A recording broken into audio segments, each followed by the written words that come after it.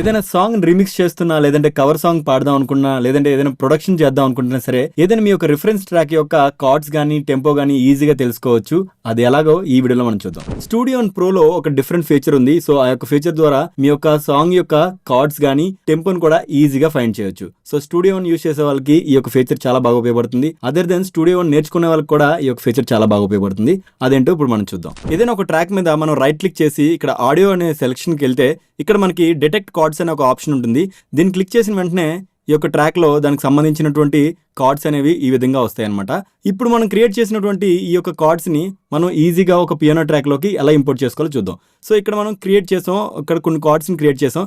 Just దీన్ని ఇలా just drag and drop చేసుకుంటే మనకి ఆ యొక్క కార్డ్స్ అనేవి వచ్చేస్తుంటాయి. సో మనం వినుకొని ఈ యొక్క కార్డు ఏ ఆక్టేవ్లో ఉంచుకోవాలి కూడా మనం ఈజీగా డిసైడ్ చేసుకోవచ్చు.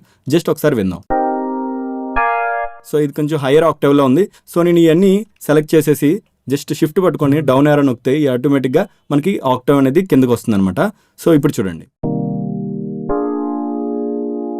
సో ఈ విధంగా మనకి ఈ యొక్క సాంగ్లో ఉన్నటువంటి ఈ యొక్క కార్డ్స్ని మనం ఈజీగా డిటెక్ట్ చేయొచ్చు. ఈ వీడియో నచ్చినట్టయితే లైక్ చేయండి, మీ స్టూడియో ఫ్రెండ్స్కి షేర్ చేయండి.